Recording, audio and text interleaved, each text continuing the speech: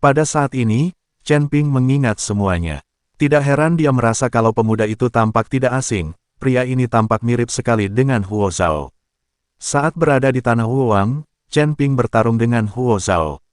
Saat itu, Huo Zhao bukanlah tubuh aslinya, melainkan dipanggil. Meski begitu, Chen Ping bukanlah tandingan Huo Zhao. Pada akhirnya, dia mengandalkan kepemilikan Raja Iblis Awan Merah untuk mengalahkan Huo Zhao. Pemuda ini kemungkinan besar adalah putra Huo Zhao. Memikirkan hal ini, Chen Ping menjadi gugup. Dia baru saja tiba di surga belum lama ini. Akankah dia bertemu seseorang dari kuil? Dia memiliki kebencian yang mendalam terhadap kuil. Kalau saja kuil tahu bahwa dia kini telah tiba di surga, mereka pasti akan memburunya dengan segala cara. Chen Ping sekarang hanya ingin meninggalkan kota Flying Tiger sesegera mungkin dan tidak mengungkap identitasnya. Hal terpenting sekarang adalah meningkatkan kekuatanmu. Setelah kekuatanmu meningkat, kamu tidak akan takut diburu oleh kuil. Hal lainnya adalah menemukan Su Yuqi dan Ning Xi sesegera mungkin. Kedua orang itu juga dituntun ke surga melalui jalan tersebut. Kalau mereka pergi ke wilayah manusia, mungkin tidak apa-apa. Tapi kalau mereka pergi ke wilayah manusia binatang atau iblis, pasti akan merepotkan. Chen Ping belum tahu bahwa darah Su Yuqi dan Ning Xi telah lama menjadi darah klan iblis. Dengan cara ini, Chen Ping dan yang lainnya mengikuti guru Huo dengan patuh. Melihat penampilannya yang sok, meskipun Chen Ping benar-benar ingin menghajar Master Huo, dia tetap menahan diri. Tak lama kemudian, guru Huo tiba di sebuah rumah besar, yang didekorasi sangat mewah. Setelah berhenti di pintu, guru Huo melambaikan tangannya dan berkata, "Kalian semua kembali, saya ingin pulang." "Ya, Tuan." Tim prajurit ini semuanya berhenti. Setelah Tuan Huo memasuki rumah besar itu, cahaya putih segera menyala di dalam rumah besar itu. Saat cahaya putih membubung ke langit, sosok guru Huo menghilang. Melihat cahaya putih itu, Chen Ping sedikit mengernyit. Sebenarnya ada susunan teleportasi di halaman orang ini. Tampaknya dia menggunakan susunan teleportasi untuk memindahkan dirinya ke kota kecil di pegunungan. Jika tebakanku benar, Huo Zhao mungkin ada di kota kecil itu. Baiklah, ayo kita semua berangkat. Seorang prajurit melambaikan tangannya dan semua orang bubar. Para prajurit ini tidak mau berperilaku baik, dan sekarang setelah mereka bubar, mereka dapat melepas baju besi berat mereka dan beristirahat dengan nyaman. Para prajurit melepas baju besi mereka satu persatu, tetapi Chen Ping dan 4 orang lainnya tetap memakainya. "Saudaraku, kita semua sudah bubar. Mengapa kamu masih mengenakan baju zirahmu? Apakah kamu tidak ingin beristirahat?" Pada saat ini, prajurit yang baru saja berbicara dengan Chen Ping berjalan mendekat dan berkata, "Oh, saya khawatir Tuan Huo tiba-tiba keluar, dan sudah terlambat untuk memanggil kita." Chen Ping berbohong. Jika mereka melepaskan baju besinya, mereka akan dikenali dalam sekejap. Tuan Huo tidak akan kembali dalam waktu dekat. Tidakkah Anda lihat bahwa dia sudah menggunakan susunan teleportasi untuk pulang? Rumah besar ini hanyalah tempat peristirahatannya sementara. Dia tidak akan tinggal di sini. Lebih baik kau lepas baju zirahmu. Sangat tidak nyaman memakainya. Tanpa diduga, orang ini cukup antusias. Dia berjalan mendekati Chen Ping dan melepas helm dan baju besinya. "Kakak, sebaiknya aku pakai saja. Aku terlalu jelek dan aku takut membuatmu takut." Chen Ping bergegas menghentikannya. "Seberapa jeleknya, itu membuatku takut." Ketika pria itu berkata demikian, dia melepas helm Chen Ping. Namun begitu helm itu dilepas, muncullah wajah yang amat mengerikan dan menyeramkan, seakan-akan telah terbakar api.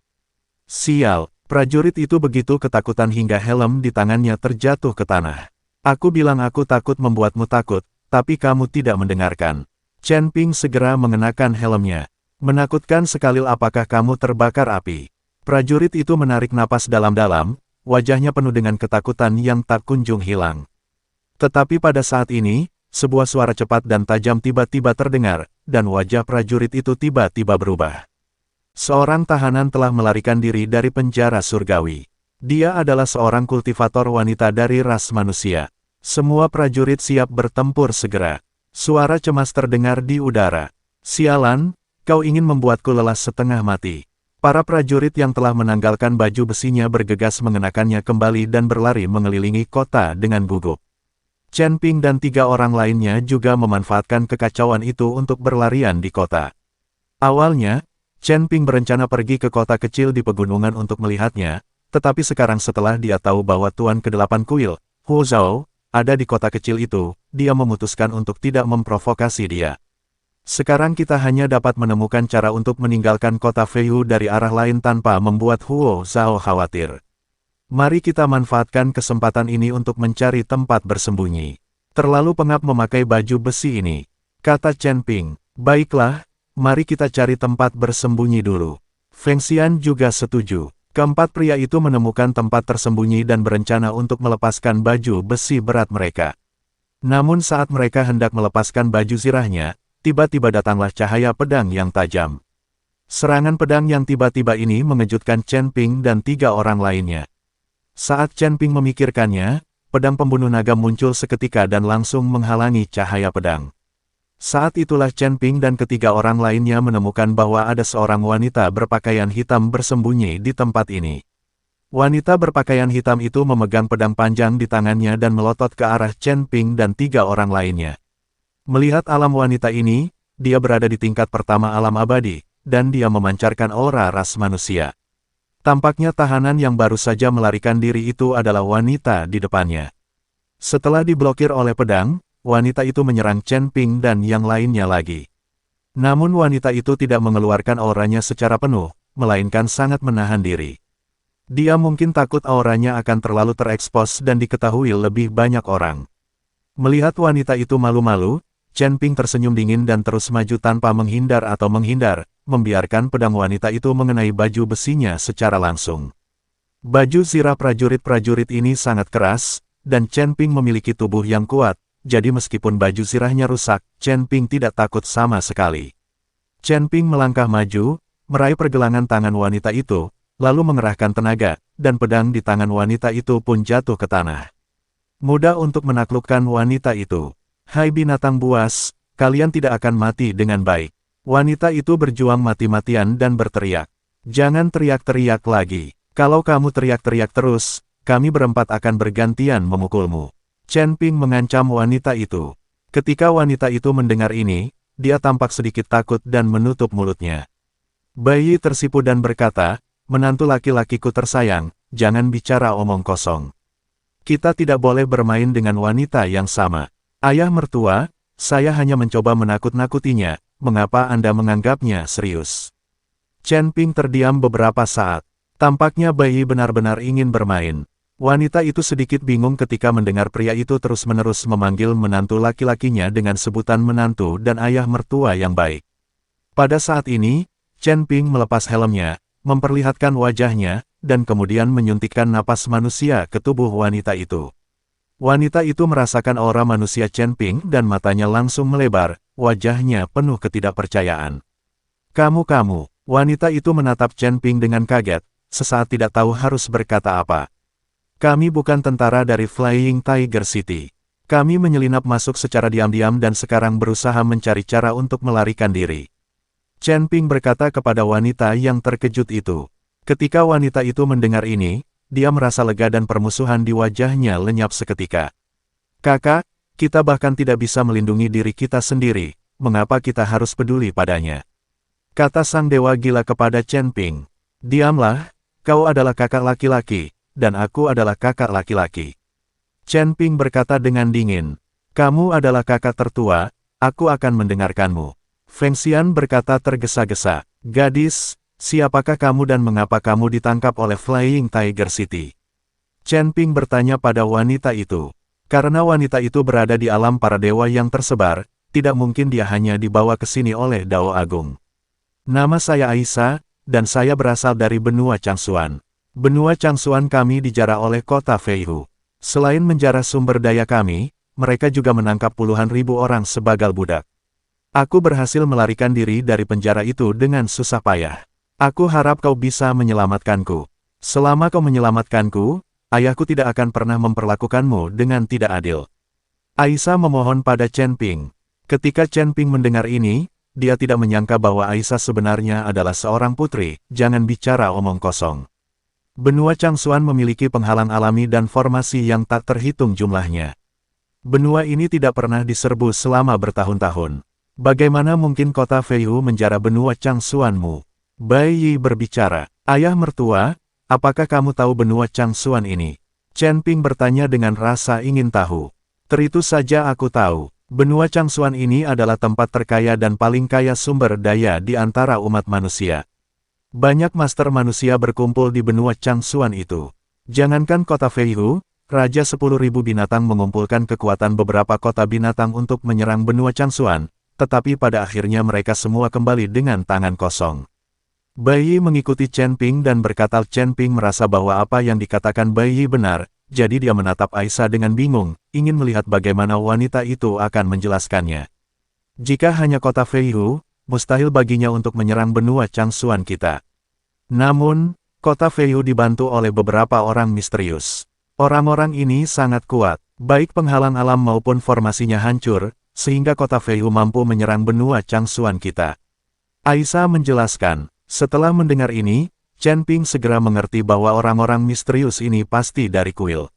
Kota Feihu pasti telah menjadi anjing kuil, jadi ia menerima bantuan kuil dan menyerbu benua Changsuan. "Baiklah, jangan bicarakan itu dulu. Sebaiknya kita cari cara untuk pergi dari sini dulu." Chen Ping tahu bahwa meskipun tempat ini tersembunyi, tempat ini tidak aman dan dia dapat ditemukan kapan saja. Jadi dia mengenakan kembali helmnya, dan kemudian 4 pria mengawal Aisyah keluar dari tempat persembunyian. Karena mereka mengenakan baju besi prajurit, tidak seorang pun menduga bahwa mereka sedang menahan Aisyah. Tetapi ketika Chen Ping dan anak buahnya mengawal Aisyah menuju gerbang kota, sekelompok tentara tiba-tiba menghalangi jalan mereka. Salah satu kapten berkata, "Aku tidak menyangka kau akan menangkapku. Serahkan dia padaku dan kau bisa pergi beristirahat." "Kapten, kami telah menangkap orang itu. Mengapa Karni harus menyerahkannya kepadamu?" kata Chen Ping. "Berani sekali kau. Aku kaptennya. Berani membantahku. Kau mau mati." Kapten tim tempur itu sangat marah dan hendak menendang Chen Ping. Desir, tetapi saat kapten tim tempur melangkah maju, dia melihat kilatan cahaya dingin. Chen Ping mengambil tindakan, dan dengan ayunan pedang pembunuh naga, kepala kapten pasukan tempur itu melayang tinggi ke udara. Melihat Chen Ping mengambil tindakan, Feng Xian, Bai Yi dan Aisyah juga mengambil tindakan pada saat yang sama. Tim prajurit ini harus dibunuh secepat mungkin untuk mencegah mereka membunyikan alarm. Sayangnya, tidak peduli seberapa cepat mereka bertindak, seorang prajurit masih membunyikan alarm melengking ketika dia sedang sekarat. Tiba-tiba, sejumlah besar prajurit di kota bergegas menuju Chen Ping dan anak buahnya dari segala arah. "Apa yang harus kita lakukan?" Aisyah bertanya dengan gugup. "Ikuti aku." Melihat ini, Chen Ping memimpin semua orang menuju kediaman Guru Huo. "Sekarang ada tentara di mana-mana, jadi satu-satunya hal yang dapat kita lakukan adalah pergi ke rumah besar itu dan mencoba susunan teleportasi. Jika kita bisa diteleportasi ke kota kecil itu, kita bisa menemukan cara untuk pergi." Setelah memasuki rumah besar itu, tidak ada penjaga di dalam, dan rumah itu kosong. Hanya di halaman tengah, terdapat formasi melingkar, yang jelas merupakan formasi teleportasi. Chen Ping dan anak buahnya melepas baju besi mereka. Karena mereka sudah terekspos, tidak ada gunanya lagi mengenakan baju besi berat. "Kakak, bisakah kamu membuat susunan teleportasi ini?"